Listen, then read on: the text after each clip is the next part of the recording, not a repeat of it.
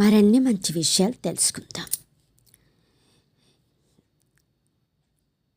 December 1 Samantha Raj వివాహం జరిగింది కదా. పూతశుద్ధి వివాహం శుక్రమూఢంతో జరిగిందని అంటున్నారు కదా. అయితే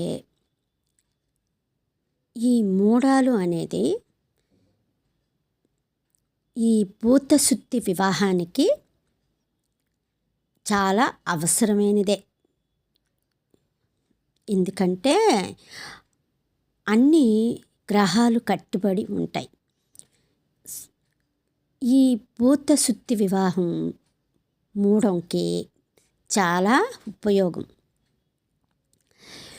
ఏంటంటే వీళ్ళు మంత్రాలు అన్నీ చదువుతారు కదా, వాళ్ళకున్న దోషాలు మొత్తం ఈ మూఢం కట్టుబడి ఉంటుంది కాబట్టి, ఈ గ్రహాలన్నీ కట్టుబడి ఉంటుంది కాబట్టి, ఈ పూతశుద్ధి మంత్రాలు వివాహానికి జరిపినప్పుడు వాళ్ళకి ఆ ఉన్న దోషాలు అన్ని విధాలుగా పోతాయి అన్నమాట.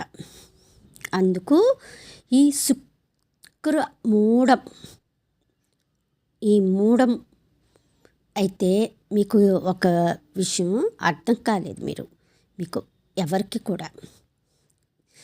సమంత రాజ్ వాళ్ళు భక్తులు, కాకపోతే భక్తి ఉంది, అన్నీ తెలుసు,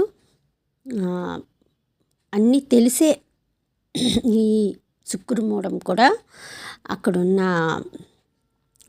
ఆయన పేరు గుర్తు రావట్లేదు, ఆయనకి అందరికీ అక్కడ ఉన్న వాళ్ళకి తెలుసు.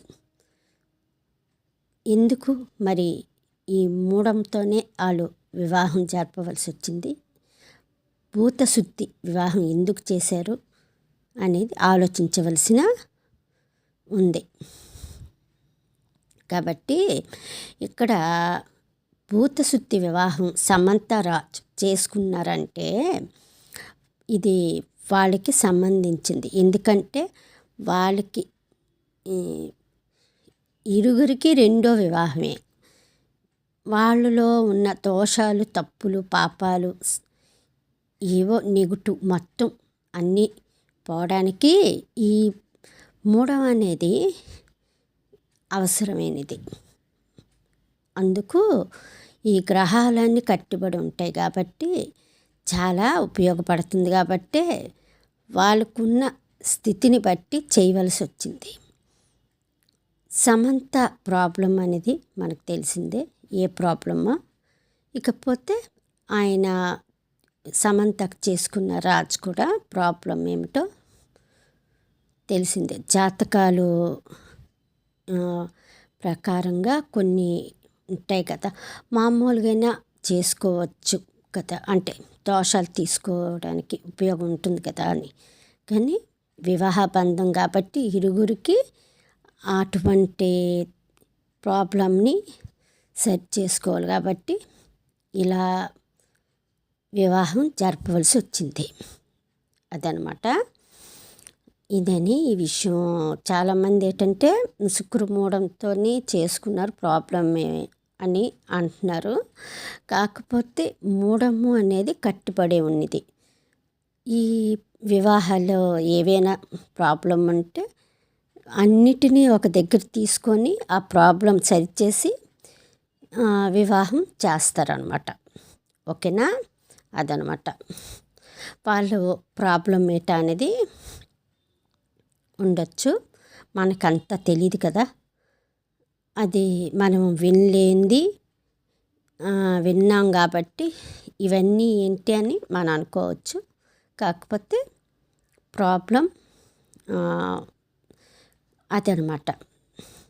అయితే ఇటువంటి వివాహం